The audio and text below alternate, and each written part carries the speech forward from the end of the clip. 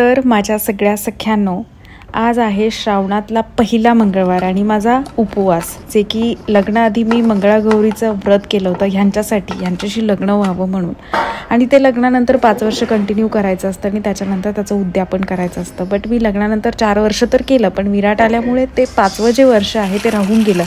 So ह्या वर्षी मला ते बिलकुलच मिस नाही करायचं आहे आणि म्हणून मी उपवास करते आहे 16 मंगळवार आणि आज पहिला मंगळवार आहे.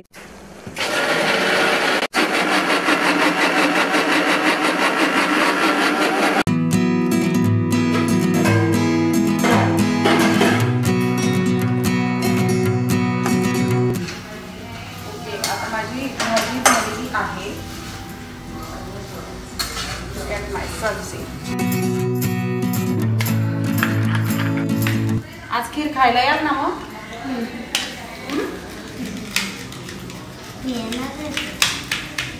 अच्छा,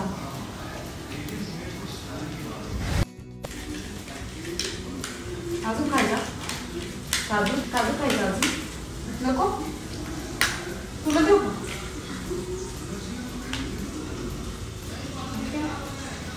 पाहिजे? हो, तू बोलत नाही? तुला बोलता नाही येतं खडी? तुला तर खडी पडते का? अच्छा,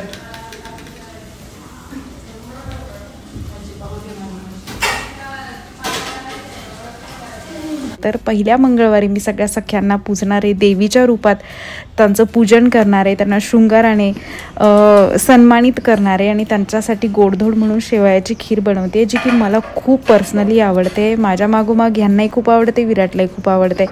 सो मी खीर बनवते आणि मी विचार केला की का नको हा वाला ब्लॉग मी तुमच्यासोबत शेअर करायला, कारण की मला असं वाटतं की सगळ्या मैत्रिणी ज्या आहेत माझ्या त्या इन्स्पायर होतील आणि त्याही करतील. कारण की मंगळागौरी हे एक असं व्रत आहे ना, इतकं सुंदर व्रत आहे जे मला मनापासून खूप करायला आवडतं, पण कसं का जाणे मला इतके वर्ष माझ्याकडनं झालंच नाही, जे राहिलेले वर्ष होते. तर ह्या वर्षी मी ते मनापासून कंटिन्यू करणारे, कंप्लीट करणारे इव्हन. आणि लास्टवाला जे उद्यापन आहे ते तर मी बिलकुलच सोडणार नाही आहे तुमच्यासोबत शेअर करायला, कारण त्याची एक मोठी पूजा असते आणि गुरुजींकडनं त्याची पूजा करून घ्यायची असते आणि त्याचं उद्यापन करायचं असतं. आईला त्यामध्ये खूप सन्मान केलेला आहे त्या व्रतामध्ये. सो आई वडिलांना बोलवून त्यांनाही पूजायचं असतं.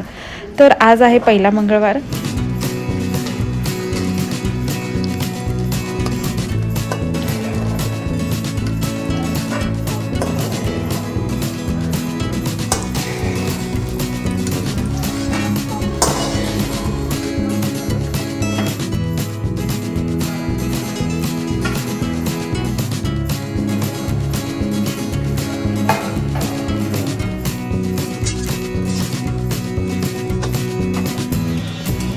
तर आता 3 सांजेची वेळ झाली आहे, सगळ्याजणी येतील थोड्या वेळात.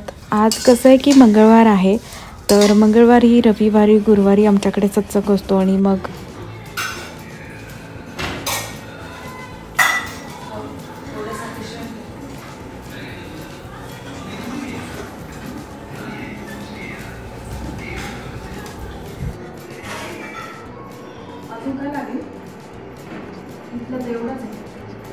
ज्या पण सासू आहेत माझ्या त्या सत्संगला गेलेल्या असतात. तर मग मी घरी नाही आहे, सो मी तयारी करून ठेवते की जेणेकरून टायमिंगवर सगळं व्यवस्थित व्हायला पाहिजे. तसं तर घरच्या घरी आहे, छोटी पूजा आहे, बट एक असतं ना की सगळं छान नीटनेटकेपणाने व्हायला हवं, त्याच्यामुळे मी सगळं तयार करून ठेवते. खीरच आहे गोडधोडसाठी आणि बाकी फ्रूट्स वगैरे देऊन, शृंगाराचं सामान वगैरे ते देऊन आणि मग मी तशी पूजा करणार आहे. साधी सोपी एकदम मनोभावे भोळ्या भाबड्या पद्धतीने जे पण करतो ते देवाला चालतंच, म्हणजे देव अगदी आनंदात एक्सेप्ट करतो असं मला वाटतं. So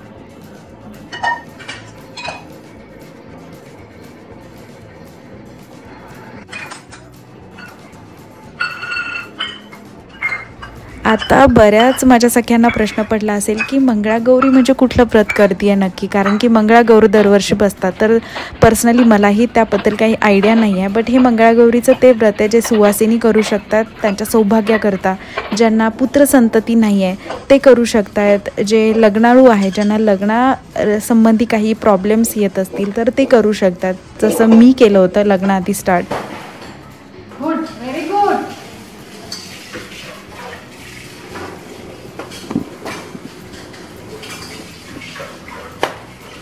very good.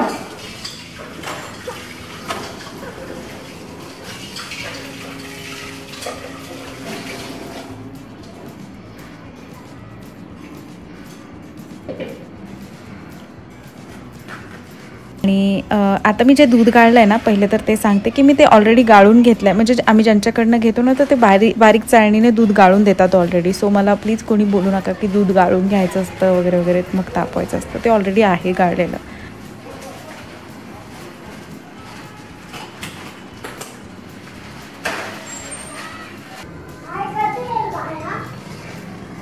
माया माया म्हणजे माझ्या फ्रेंड नाही, तुझा काकी लोकच येणार आहे. काकी लोक म्हणजे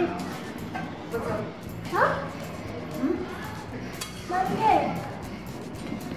इकडचं इकडचे का सातपूर मामाच्या घरचे. अरे नाही रे राजा.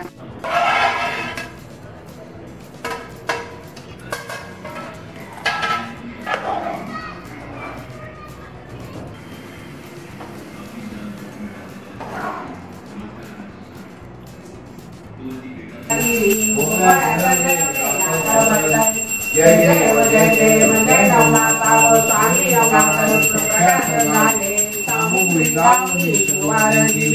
ऐसे प्रताप जय देव जय देव जय माता स्वामी आरती श्री गोदत्ता. जय देव जय देव घाली न लोटांगण बंदी न चरण.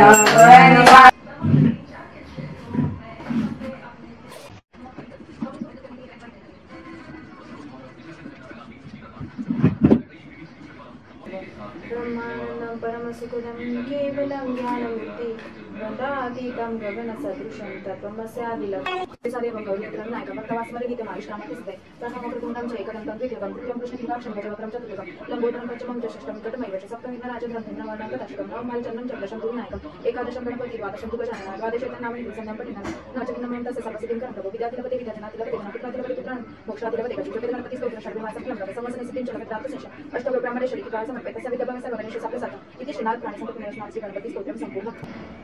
रघुनायका मागणे हे जे आता तू जर आता शिस्ती तिथं खाली बसला नाही देवासमोर मला हे नको करायला लावू.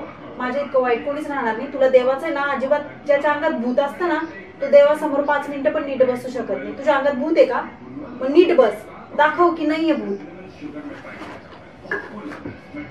सदा सर्वदा योग तुझा घडावा तुझे कारणी देह माझा पडावा उपेक्षु नको गुणवंता अनंता रघुनायका मागणे हेची आता ज्या ज्या ठिकाणी मन जाय माझे त्या त्या ठिकाणी निज रूप तुझे मी ठेवी ते मस्तक ज्या ठिकाणी तेथे सद्गुरु तुमचे पाय दोन्ही.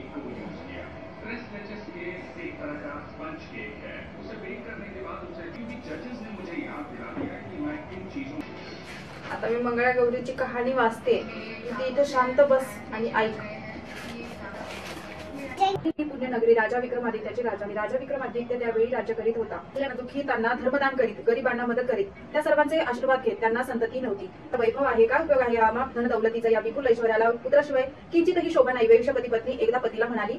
त्यावर पती म्हणाला अन्न पाणी वस्त्र देऊन अनेक अतृप्त आज्ञा आपण शांत केले आहेत.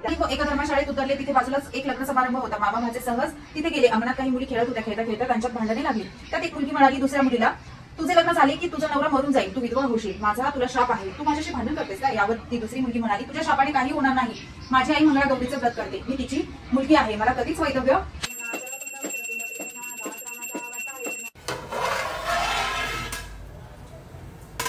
आता सगळ्याजणी आल्या सत्संगहून आणि अजून सासवा बाकी आहेत. काही जाऊबाई लोक आहे.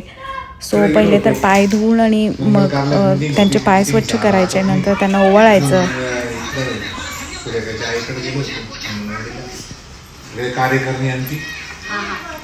सो पार्वती माता मंगळागौरी आहे बेसिकली आणि तिचंच हे व्रत आहे. जे आपण मनोभावे केलं ना तर आपल्याला आपल्या इच्छा ज्या आहेत त्या पूर्ण होतात आणि मला तर खूप छान वाटतं हे व्रत केल्यानंतर. मला वाया कुणीतरी सांगितलेलं आणि मग मी ते फॉलो केलेलं. तर लग्नानंतर जेव्हा आपली इच्छा पूर्ण होते तर 5 वर्ष आपल्याला कंटिन्यू करायचं असतं आणि 5व्या वर्षी उद्यापन करायचं असतं, जे माझं राहून गेलेलं.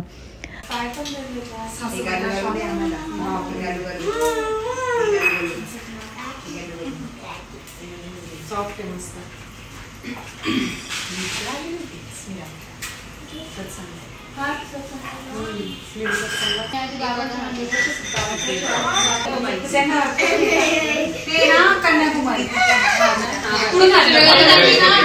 म्हणजे 2 कलर असतात.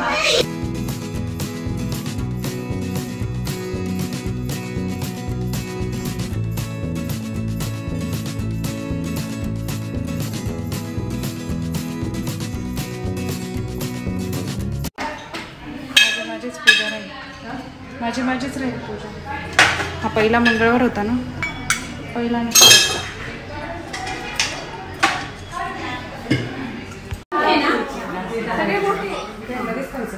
कारण ते कोर्सचे पण सिलेंडर मोठे झाले म्हणजे आता उलट माहिती मला देवी जर केला सब नाही घेतला बरे नंतर खर्च येणार नाही.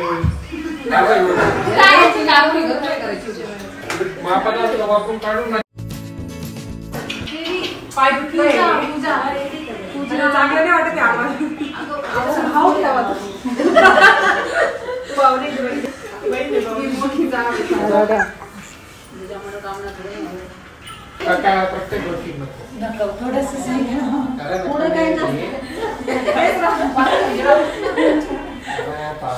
आपल्याला ते कसं तरी वाटलं तुम्हाला.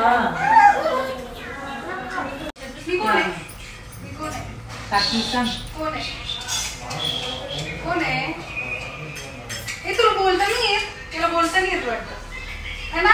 तुला बोलता नाही येत ना?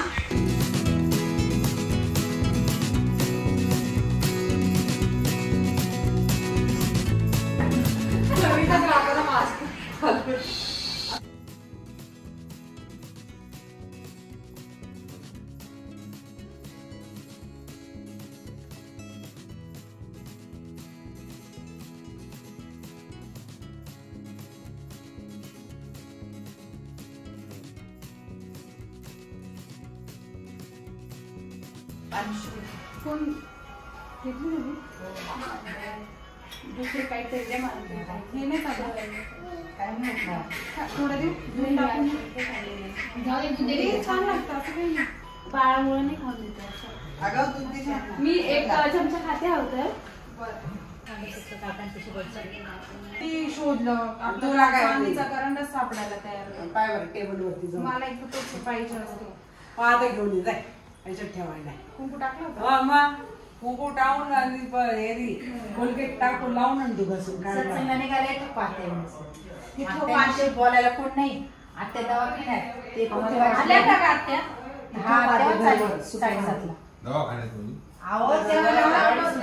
दुपारून अशक्तपणा वाटत होता लावलं ते एक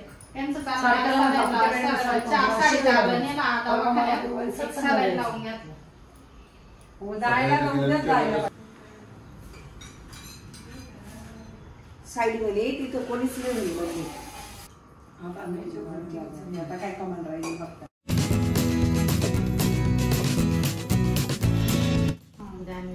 काहीच नाही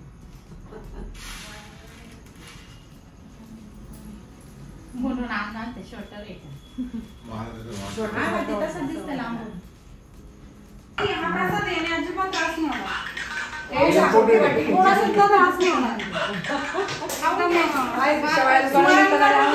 स्मरण करून घेतच खायची. हो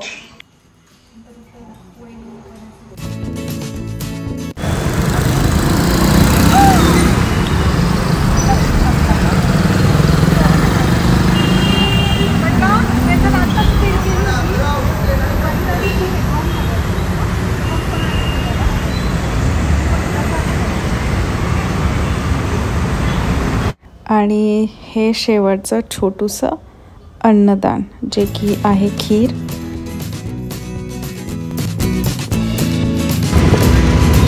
What is this?